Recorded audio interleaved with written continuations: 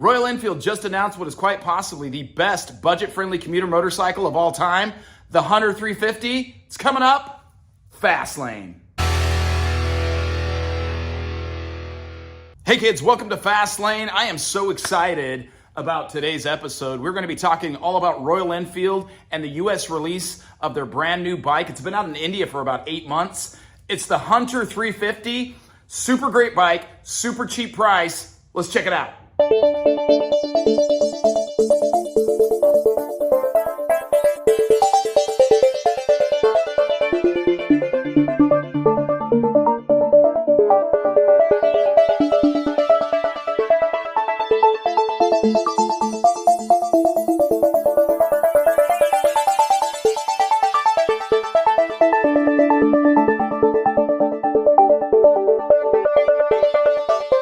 So as we all know, times there are tough, man. I mean, people are really struggling right now. You know, wages aren't what they ought to be. Inflation is crazy. Gas prices are off the charts.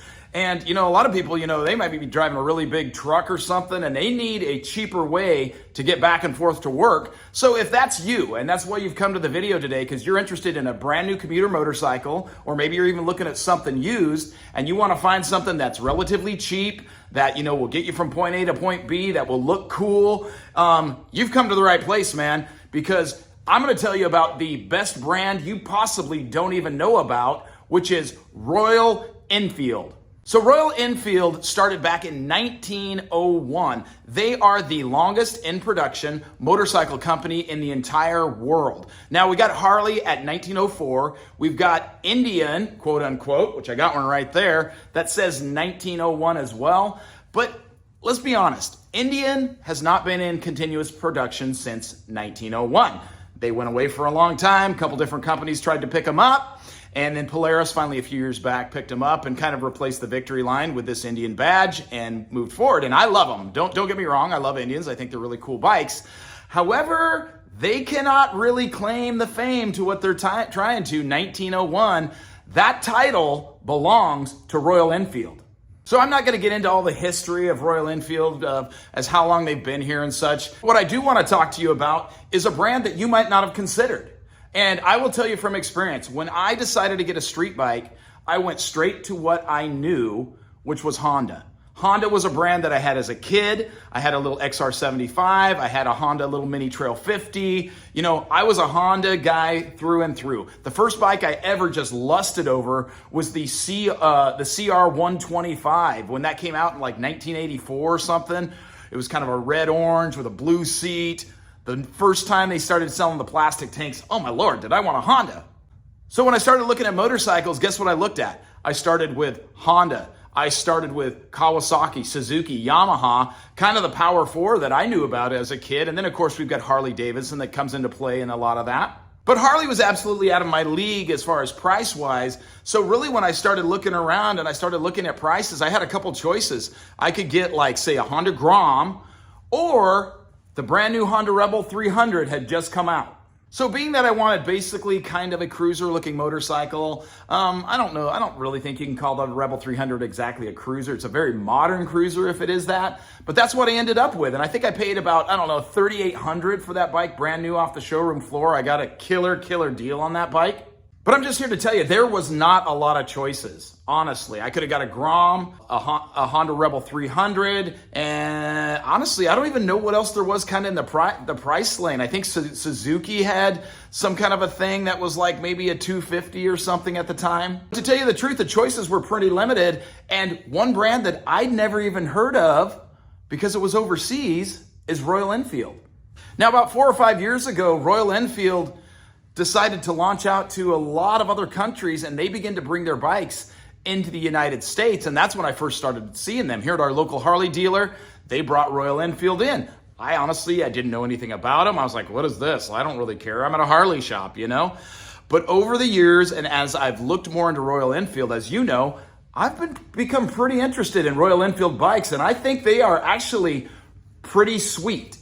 So Royal Enfield has a pretty cool line of bikes right now. They really came out, I don't know, about 7, 8 years ago with like the Himalayan, and that kind of made a really big splash here in the US. And then they went on, they had the Classic 500 at that time.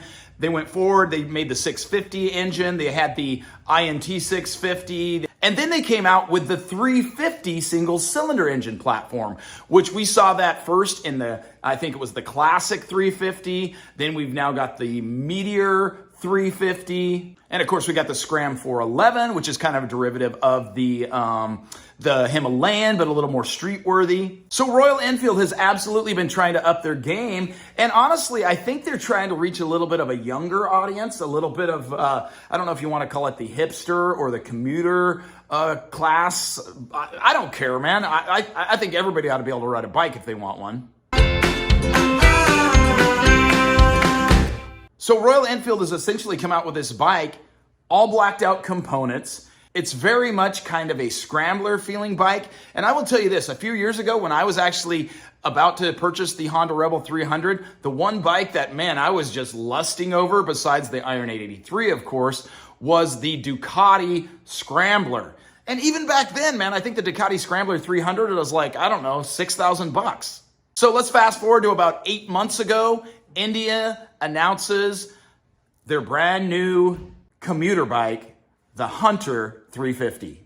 So if you are one of those people that is struggling to kind of make ends meet, and maybe you're thinking about different modes of transportation, you may have thought about, like, hey, I'll take a bus to work. I'll get an electric bike. I'll walk. Who on earth wants to do that? Or you have possibly thought about the option of a motorcycle. And as we look at motorcycles and times are tough and people are struggling financially, going out and purchasing like a $15,000, $16,000 bike, just for a lot of people is not reality. And it's actually not really necessary just for a bike that you want to get out and have some fun on and kind of get you from point A to point B and get you back and forth to work. So what are your choices within kind of the that price range, $4,000 or $5,000, a commuter style bike? You've got, let's see, you've got the Honda Grom, you've got the little Kawasaki 125, you've got the Navi, which I think is, just under $4,000, the Honda Rebel 300, which I think is pushing about $5,000 now. And you've got bikes that are like, these Amazon no names, which I don't recommend. And in steps Royal Enfield to solve the problem, man. The Hunter 350 is a really, really cool bike. Basically looks a lot like a scrambler. It's got a shorter wheelbase than, say, the Meteor 350. It's very nimble. It's got a nice little rake to the handlebars just for getting in and out of traffic, zipping back and forth. It's also super cheap on gas. They're estimating you're going to get about 72 average miles per gallon. Some people are saying they're even doing better than that after their first oil change. And other things that are super cool you're going to get with this bike are anti-lock brakes standard. Something the US has still not completely got on board with, man. You're still going to pay extra for anti-lock brakes, but not with Royal Enfield, man. That sucker is going to show up, any of their bikes actually, with anti-lock brakes, which I think is a great thing if you're going to be using a bike for a commuter. You absolutely want to be able to stop in traffic. And here's the other thing. This bike is coming in literally, the starting price is $39.99 for a 2023 brand new, did you hear me? $39.99. That is $4,000, bro. Yeah, $39.99, anti-lock brake standard, 72 miles per gallon, 3-year unlimited factory warranty, dude. Unlimited mile factory warranty. So in the first 3 years, you can ride that sucker as much as you want, and you're going to get an unlimited factory warranty on that bike. Dude, $4,000 included? You're stupid if you don't get one of these. Now, with that being said, like a lot of these warranties nowadays, you have to take your bike for the first 3 years of service to the dealer, okay? And there is one thing with Royal Enfield motors that, some people may not want to do on their anyways, which is valve adjustment. So every few thousand miles, you have to do a valve adjustment on these bikes. From what I've heard, though, a lot of people get in there and do the adjustment, and it doesn't even hardly need to be done, okay? So when you're through that 3 years of that warranty stuff, you've got an engine and a bike that is super easy to work on. you can do most of the work. If you're halfway mechanical, you can do your own oil changes. You can adjust your chain. You can, get your wheels off to change your tires. You can change out your handlebars. There's just hardly nothing if it breaks on this bike that if you are any kind of a motorcycle mechanic or you want to be, that you can't do. This is a great bike to get you started on learning how to work on your own motorcycle, which I think we all ought to know how to do. You can do it! So the next thing that's super cool about this bike is it comes in 6 different colorways. There is a really cool assortment of colors and graphics for this bike. Dude, this bike just actually looks really, really good. Another thing about the Hunter 350 is it's quite customizable. If you actually look at the way they built the frame and such, this is a bike somebody could actually take, and people are already doing it overseas and such. They're taking these things and, putting some more off-road knobby looking tires, maybe some motocross style bars and such, changing out a few things and making these bikes look absolutely killer, like some kind of a scrambler looking bike or something that comes off like Mad Max or something. It's all the same to you. I'll drive that tanker. So if you are a person and you are looking for maybe your first motorcycle, this is going to be a bike that is a great option for a first bike.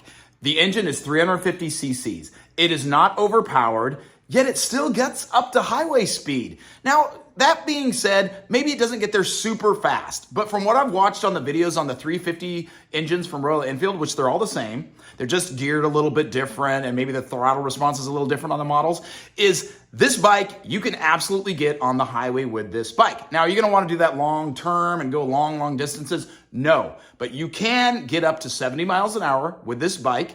You're gonna have a lot of fun on this bike, and it's not gonna cost you much at all. Not to mention insurance, bro. These little CC'd bikes, you're gonna probably pay like, I don't know, $12 or $14 a month in insurance. And that's for a brand new bike. So what I've established is this bike is a fantastic commuter motorcycle, obviously. This bike also is a great option for somebody who just wants a second bike, like myself. I am currently in the market for a second motorcycle. If you've been watching it all, you know that. I got rid of the Honda Rebel 300. I still have the Indian Scout Bobber, and I want a bike that I can ride to and from work. I can ride out in the rain. I can get a little dirty. It's not near as fancy and expensive, but still very cool. I mean, I still would hate to get that thing dirty because it's a really cool looking bike. However, over the Indian, I will get the Royal Enfield dirty first, obviously, because this one is kind of my little showpiece and I don't want to get it dirty and I do not want to have to clean this bike. I'm trying to keep it like showroom quality, which I pretty much have. So the Hunter 350 is a great bike for, say, a commuter. It's a great bike as a beginner's motorcycle or a starter bike. People who are just getting started, this bike, it's very nimble, it's very light, it's very small. I think they do come in like near 400 pounds or so, maybe a little bit less. But you're gonna get a really nimble, fun motorcycle that is not gonna be hard to ride. It's gonna be very forgiving. It is not going to scare you.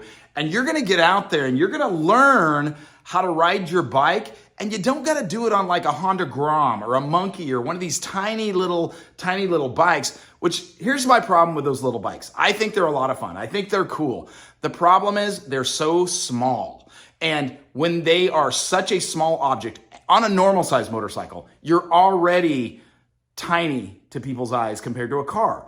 And then you get yourself on like a Grom or like these little Kawi 125s or a Monkey or something like that. You're almost invisible to people, okay? And if you're gonna be commuting back and forth, dude, I'm just telling you, a bike that's a little bit bigger, that you can actually be seen on, it's just a safety thing in my mind. The other thing about these Royal Enfield 350 engines, which I think are really cool, because I've started them up and I've heard them up at Sabatino Moto in Portland. Great guys. If you haven't visited Sabatino Moto in St. John's in Portland, go up and check them out. Royal Enfields, scooters, Royal Alloy, all kinds of cool motorcycle gear and great people. Sabatino Moto, check them out. But up at Sabatino, I have actually had the opportunity and the privilege to, start up some of these bikes. They're always begging me to ride one, and I haven't ridden one yet. It just hasn't worked out. gonna buy a bike. I'm gonna buy a bike from Sabatino, but they are more than happy to start those bikes up and let you hear them. And I'm gonna say this, Royal Enfield has done a really, really good job of their small single cylinder engines making them sound good. If you've ever heard a Honda Rebel 300, it sounds like a sewing machine. Sorry, Honda, I love you, but the 300 engine from Honda, it sucks as far as sound. You can't put an exhaust on it. It just gets loud and obnoxious, sounds like a dirt bike, does not sound good. But Royal Enfield, they have literally like dialed in the tone. If you've watched some of their videos, man, you'll see they dial in the tone of these motorcycles. So they absolutely, I mean, they're in a room with mics, with, I don't know what all they do to make these things sound amazing, but they have a nice little put sound. They sound cool for what they are. And this anechoic chamber that you see, this is where we perfect our sound. So bravo, Royal Enfield, on your departments that absolutely kill it in the sound department for these motorcycles. Now, is it a loud motorcycle? No. Is it obnoxious? No. Is it Harley loud and loud pipes save lives loud? Absolutely not, dude. Come on. That's not what we're talking about. We both know this, okay? And listen, that is not what this bike is about. This bike is a commuter motorcycle. It's a lot of fun. It's a great first bike, or just a bike, even for somebody that just wants a lighter motorcycle that is nimble and fun to ride. Now, I will say this about a lot of Royal Enfield bikes. They're not quite as like, say, a Honda. The Honda Rebel 300, I think, comes in about 340 pounds or something. This bike is probably, closer to like 370, 80, 400 pounds. I'm not sure. I haven't looked at the exact specs, but I know that engine and that platform typically is closer to the 400 pound mark, but that is not bad. And the reason for it is because these bikes are like made out of like steel. These things are pure metal. I mean, when you look at a lot of these other bikes and the fact that they're so light, it's that they're covered and they're made out of so many plastic parts. Royal Enfield's bikes, they are quality, made out of solid metal components that's pretty much gonna last a lifetime, man. So to say I'm excited about Royal Enfield is kind of the understatement of the year. I have absolutely been completely obsessed with them for like the last year. And matter of fact, I'm in talks with them right now to try to get a hold of a bike or two of theirs and do some reviews on them. And it looks like that's actually gonna happen. So it's pretty cool. So here's where we're at. Basically, the Hunter 350 has just hit the US shores. I'm not sure if it's in the showrooms yet. You're gonna be seeing a variety of videos from people talking about the bike, about the release, and some first time riding reviews and some stuff like that. I'm gonna encourage you, watch some of those videos, get out to your local Royal Enfield dealer, especially if you live in Portland, get to Sabatino Moto, get yourself a test ride on one of these bad boys. I'm looking forward to it myself, and I'll let you know when I find out, but get out and try one of these bikes. It's gonna cost you peanuts, dude, to even finance one of these bikes, and peanuts to put it on insurance. And trust me, you're gonna have a ton of fun on a bike like this. All right, guys, I just absolutely wanna thank you so much for watching the video, for taking the time to come all the way to the end. It takes a lot of endurance, man, and I super appreciate it. Would you do me a favor if you like this sort of thing? Like the video, hit the subscribe button, and definitely open notification bells so you know when my next video is. Sometimes on YouTube, I can get lost in the mix of millions and millions of videos. So make sure you hit that notification bell and set it to all notifications. You'll find out where I am, where I'm going, where I've been, what I'm doing, and see my next video. And maybe sometime when I'm in your area, we can hang out sometime. You can come out to a show or something and say, hey, that is the Hunter 350 from Royal Enfield. Super cool. You got to get yourself one. I'm thinking about it. It's fast lane.